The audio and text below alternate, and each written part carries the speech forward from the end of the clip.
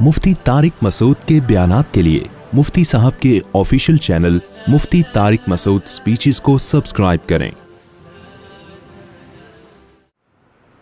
پچھلے رکوع میں باغ والوں کا واقعہ بیان ہوا تھا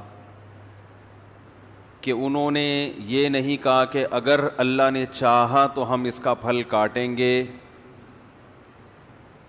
ایک جرم تو انہوں نے یہ کیا تھا کہ اللہ کا نام نہیں لا، انشاءاللہ نہیں کہا۔ اس پر میں نے بتایا تھا کہ ان کو انشاءاللہ نہ کہنے کی اتنی بڑی سزا کیوں ملی۔ بھائی آواز تھوڑی سی بڑھاؤ یار۔ ان کو انشاءاللہ نہ کہنے کی اتنی بڑی سزا کیوں ملی؟ وجہ کیا ہے کہ ان کے انشاءاللہ میں اور ہمارے انشاءاللہ میں فرق۔ دوسرا انہوں نے یہ کیا تھا، چلیں اب کچھ بہتر ہو گئی ہے، ابھی میں نے تھوڑا قریب کیا ہے نا، ایکو بند کر دیں ایکو۔ دوسرا مسئلہ یہ کہ انہوں نے یہ کہا آپس میں چہمے گوئیاں کر رہے ہیں، آپس میں سرگوشیاں کر رہے ہیں کہ جب باغ کا پھل کٹے گا تو خیال کرنا کوئی غریب قریب میں نہ پھٹکے، غریبوں کو آنے نہیں دینا۔ یہ انسان کی طبیعت میں نا ایک لالچ ہوتی، بھائی اتنا اللہ نے دیا ہے کچھ غریبوں کو بھی نکال دو۔ جو سخی آدمی ہوتا ہے وہ کہتا ہے کہ اللہ نے اتنا دیا ہے تو غریبوں کا حق بھی اس میں نکالوں گا۔ ہم تو دیکھتے ہیں پہلے سے لوگ پہلی تنخواہ جب آتی ہے نا تو پہلے سے نیت کر لیتے ہیں، یار پہلی تنخواہ آ رہی ہے اتنے پرسنٹ تو اللہ کی راہ میں دینا ہی دینا ہے۔ تو یہ خاندانی ہونے کی علامت ہوتی ہے۔ غیر خاندانی ہونے کی علامت کیا ہے؟ کہ پہلی تنخواہ آ رہی ہے کوئی مانگنے نہ آ جائے، ہیں بھائی کوئی لوگوں کو پتہ نہ چل جائے۔ وہ میں بتا چکا ہوں، لوگوں سے چھپانا بھی اس زمانے میں کسی حد تک ضروری ہے، کیونکہ وہ پھر جو مستحق نہیں بھی ہوتے نا وہ بھی آ جاتے ہیں۔ میرا تو ایک تجربہ ہے کہ کسی غریب کو پیسے دے دو نا، زیادہ دے دو تو وہ پھر کمبل ہو جاتا ہے۔ وہ ابھی 2-4 دن پہلے کی بات ہے، ایک ماسی آئی بیچاری ایک بچے کے ساتھ، غریب ماسی، اس کے بچے پہ مجھے بڑا ترس آ رہا تھا۔ تو ماسی نے کہا کہ بہت دکھڑے سنائے اپنے، مجھے بڑا ترس آیا اس کے اوپر۔ میں نے وہ 500 مانگ رہی تھی، میں نے 5,000 روپے دے دیے، بہت خوش ہو گئی۔ اسے میں نے کہا اب دوبارہ نہیں آنا، کیونکہ مجھے تجربہ ہے نا کہ ایک دفعہ تعاون کرو نا تو اب پھر وہ ان کو لت پڑتی ہے۔ پھر یا تو کہیں قریب میں ہوتی تو میں گھر جا کے دیکھ لیتا، وہ تھی بھی کہیں بہت دور سے آئی تھی، اور ظاہر ہے ہر ایک کی تحقیق کرنا بھی بڑا مشکل کام ہے، آسان نہیں ہے۔ تو میں نے کہا دوبارہ نہیں آنا۔ اگلے دن 2 بچوں کو لے کے آ گئی، یہ پرسوں کی بات ہے، آج ہی 2 بچوں کو لے کے آ گئی۔ وہ بیٹھی ہوئی ہے گھر سے، ایک تو کرونا پھیلا ہوا ہے ٹھیک، کرونا پہ بیان نہیں کروں گا، بے فکر رہیں۔ تو 2 بچوں کو لے کے آگے بیٹھ گئی۔ اب وہ بار بار پیسے مانگ رہی ہے۔ میں نے کہا ابھی تو دیے تھے 5,000، وہ 3,000 فلانے کو دے دیے، 2,000 فلانے کو دے دیے، وہ ڈمکانے کو دے دیے، تو اب وہ کہانیاں قومی ترانے شروع۔ خیر پھر گھر والوں نے دیے اس کو پیسے، مجھے نہیں پتا تھا گھر والوں نے دے دیے ہیں۔ پھر بیٹھی ہوئی ہے، اب میں گیا ہوں تو میرے پاؤں پکڑ رہی ہے۔ اب آدمی کو وہ ہوتا ہے یار پاؤں کیوں پکڑ رہے ہو بھائی، عجیب سی فیلنگ ہوتی ہے نا، کیوں ہمیں اتنا کیوں، اور اپنے آپ کو اتنا گرا کیوں رہے ہو۔ تو وہی ہے، پھر پتہ چلا گھر والوں نے بھی دے دیے ہیں اس کو، مجھے نہیں بتایا اس نے، گھر والوں نے دے دیے ہیں مجھے، یہی کہ تو مسئلہ یہ ہے کہ اس کا بھی ایک تجربہ شیئر کرنے کا فائدہ یہ ہوتا ہے نا کہ دیں اور کوئی درست طریقے سے۔ اب یہی ہے کہ کسی کے ذمے لگا دیں گے، تحقیق کر لے، اگر واقعی مستحق ہے تو ہر مہینے کا کچھ باندھ دیں گے، نہیں مستحق ہے تو پتلی گلی سے نکلو۔ لیکن میں ایک تجربہ بتا رہا ہوں کہ ہر ایک کو اپنی، یعنی ہر ایک کے ساتھ تعاون کرنے سے پہلے سوچا کریں یہ تعاون افورڈ کر سکتے ہیں کہ نہیں کر سکتے، ٹھیک ہے نا۔ تو اس کی وجہ کنجوسی نہیں ہے، کنجوسی نہیں ہونی چاہیے، بلکہ یہ کہ مستحقین جو ہے نا ان تک پہنچے. بعض لوگ اپنا گیٹ اپ ایسا بنا لیتے ہیں، بچے بھی پتہ نہیں اپنے ہیں کہ کہیں سے اڑوس پڑوس سے کمیشن پہ ادھار لے لیے کہ ان بچوں کو دکھا کے جتنا چندہ ملے گا 20% آپ کا، 80% ہمارا. اس طرح ہو سکتا ہے، یہ بھی ممکن ہے کہ ایسا نہ ہو، واقعی مستحق ہو. بہرحال ہم اپنے ٹاپک کی طرف آتے ہیں. تو اللہ تعالیٰ نے اس باغ والوں کو دو جرم تھے ان کے اندر، ایک اللہ پہ نظر نہیں کی، دوسری کنجوسی کہ اللہ یدخلنہ الیوم علیکم مسکین، آج کوئی غریب ہمارے قریب نہیں پھٹکنا چاہیے. نظر رکھو، ایک بندے کو کھڑا کر دیا ہوگا، دیکھنا کوئی غریب نظر آ رہا ہے نا، اس کو دائیں بائیں کر دینا. تو یہ طبیعت کا بخل ہے، اللہ کو یہ پسند نہیں ہے. اللہ کو کھلانے والے پسند ہیں، کھلاؤ. کبھی کبھار نا کچھ بڑا اماؤنٹ صدقہ کر دیا کرو. کئی بار بیان کر چکا ہوں، نصیحت کی بات 100 دفعہ بھی ہو جائے تو میرا خیال ہے بری نہیں ہے. یہ چیز مارکیٹ میں شارٹ چل رہی ہے آج کل، کنجوسی ہمارے معاشرے میں پھیل رہی ہے. یمحق اللہ الربا ویربی الصدقات، کیا عجیب آیت ہے. دیکھو سود کسے کہتے ہیں؟ جتنا پیسہ ہوگا اس سے مزید پیسہ بنتا ہے نا انسان کے پاس. 1 لاکھ اگر آپ کے پاس ہے تو آپ سود پہ قرضہ دے کے 1,02,000 بنا لو گے اس کو. 2 لاکھ ہیں تو 2 سے 2,04,000، ایسے ہی اس کو ضرب دیتے چلے جائیں. تو اس سے کیا لگتا ہے کہ پیسہ پیسے کو کھینچ رہا ہے، ایسا ہی ہے نا. زکوٰۃ کیا ہے؟ بالکل سود کی الٹ ہے. 100 روپے میں 2.5 روپے، ایسا ہی ہے نا. یعنی جو سود کے ریٹ آج کل کیا چل رہے ہیں بینکوں میں، 2% یا 2.5% نا، یہی چل رہا ہے نا ریٹ. کیا ہو گیا بھائی؟ 7% ہے. اچھا سود کا ریٹ زیادہ، تو سود زیادہ کما رہا ہے انسان. یعنی 1 لاکھ پہ 7,000، 1 لاکھ پہ 7,000 ریٹ ہے، تو 7% آپ 1 لاکھ پہ کما رہے ہو، یعنی 100 روپے پہ 7 روپے. زکوٰۃ بھی جتنے زیادہ اماؤنٹ ہوگا زکوٰۃ اتنی زیادہ نکلے گی. 100 روپے پہ 2.5 روپے، 200 پہ 5 روپے، 1 لاکھ پہ 2,500، 2 لاکھ پہ 5,000. تو اس سے مالدار کہے گا کہ یار سود بڑھتا ہے اور زکوٰۃ پیسے کو گھٹاتی ہے. جتنا پیسہ ہوگا زکوٰۃ اتنی زیادہ زکوٰۃ ہے. زکوٰۃ بھی صدقے کی ایک قسم ہے نا. تو دیکھنے میں لگتا ہے کہ صدقے سے پیسہ کم ہوتا ہے، سود سے بڑھتا ہے. اللہ نے قرآن میں اس کی بالکل نفی کر دی. یمحق اللہ الربا، فرمایا اللہ سود کو مٹاتا ہے.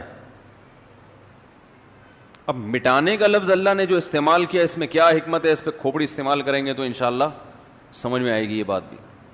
یمحق اللہ الربا، سود کو اللہ کیا کرتا ہے؟ جیسے ربڑ سے ہم کوئی چیز لکھتے ہیں تو یوں کر کے مٹاتے ہیں نا، تو ایسے اللہ سود کو کیا کرتا ہے؟ مٹاتا ہے.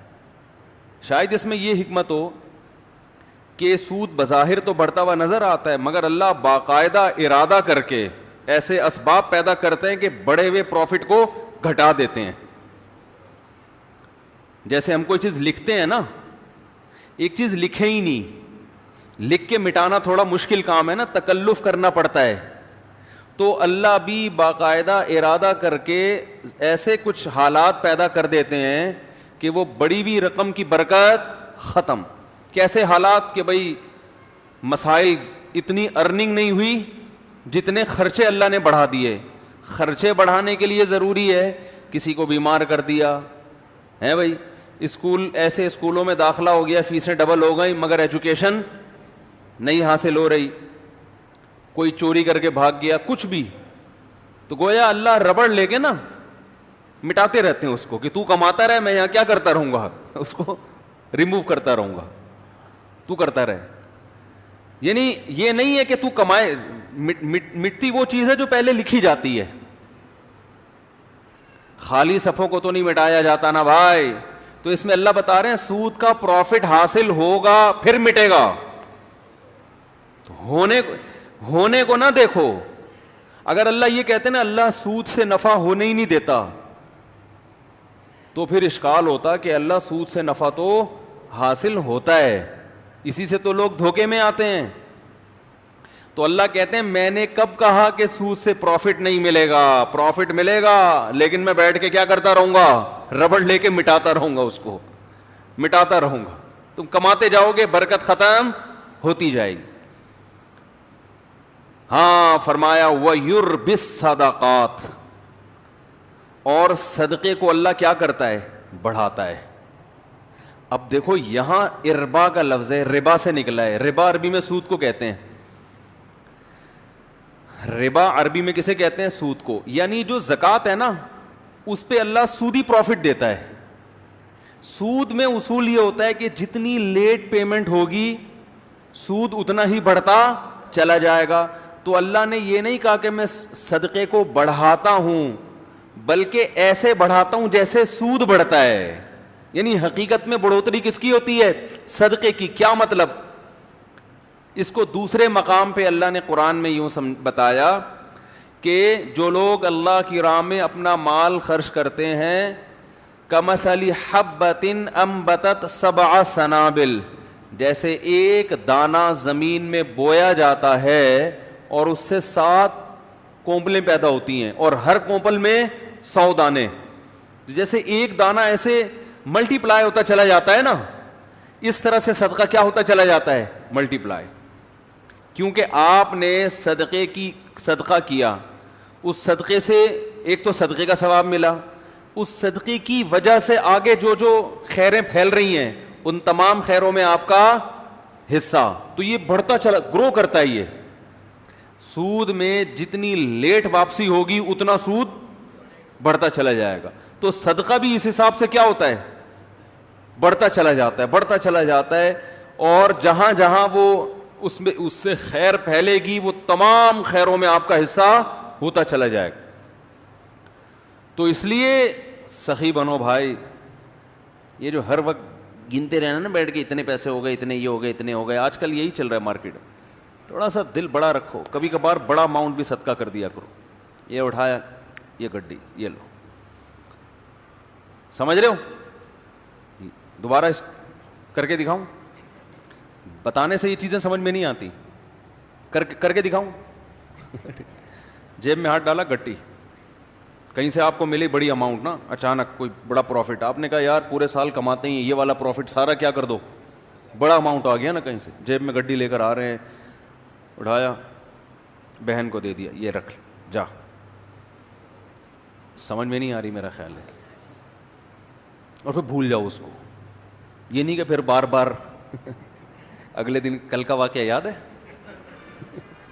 بہن کو بتا رہے ہیں کل کیا ہوا تھا, یاد ہے نا؟ تو ایسا نہیں کرو. ایسے نکالا.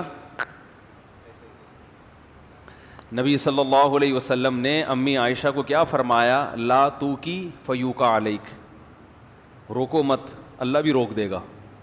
ٹھیک ہے نا؟ تو حساب کتاب بھی کرنا چاہیے, گھر کا خرچہ حساب سے چلانا چاہیے. آپ کو پتہ ہونا چاہیے آپ کی منتھلی ارننگ کتنی ہے اور گھر کا خرچہ کتنا ہے. میں نے پتہ ہے کیا ہے, میں نے پورا ایکسل پہ اپنے گھر کا سارا سیٹ اپ بنایا ہوا ہے. ارننگ ایک خانے میں لکھ رہا ہوتا ہوں, جو ایکسپینس ہیں وہ جتنے بھی ہیں وہ سارے, 1 گھر 2 گھر 3 گھر اور اپنا ذاتی, ایک خالی ہے ابھی. سمجھ رہے ہو؟ ایک کیا ہے؟ خالی ہے. پتہ نہیں کوئی لفٹ ہی نہیں کرا رہا. خیر, تو پورا میں حساب رکھتا ہوں. یہ میری ارننگ ہے, ٹھیک ہے نا, یہ میرے پہلے گھر کا خرچہ, ہر چیز اس میں ڈل رہی ہے. اس کا طریقہ آپ کو بتا دیتا ہوں. یہ چونکہ ہمارے مذہب اور دین کا حصہ ہے یہ چیزیں, اس لیے یہ بتانا ضروری ہے تاکہ آپ کو پتہ چلے کہ آپ کے بنیادی خرچے ہیں کتنے, پھر آپ اس حساب سے صدقہ بھی کر سکتے ہو. کیونکہ حدیث میں یہ بھی آتا ہے کہ اتنا نہ کرو کہ کل دوسرے سے مانگنا پڑ جائے. آج گڈی نکال کے دے دی, ٹھیک ہے نا, اگلے دن گھر میں آٹے کے پیسے نہیں ہیں, پھر وہ گڈی اس سے مانگ رہے ہیں یار اس میں سے آدھی مجھے دے دو بھائی. صحیح ہے. لکھنے کا فائدہ کیا ہوتا ہے خوب سمجھیں.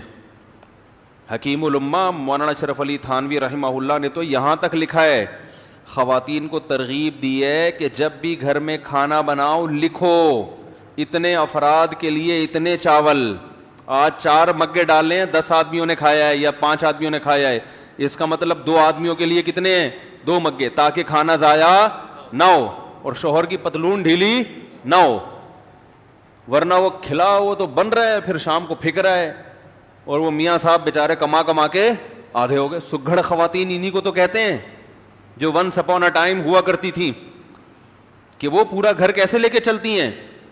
اصل میں ہوتا یہ ہے کہ جب لوگ سخاوت پہ بیان سنتے ہیں تو کہتے ہیں حساب و کتاب نہیں کرنا چاہیے، بس کھلاؤ پلاؤ، وہ جو آ رہا ہے یہ بس، یہ سخاوت نہیں ہے۔ اور کچھ ایسے کنجوس ہوتے ہیں کہ وہ سارا دن کیلکولیشن میں ہی لگے رہتے ہیں،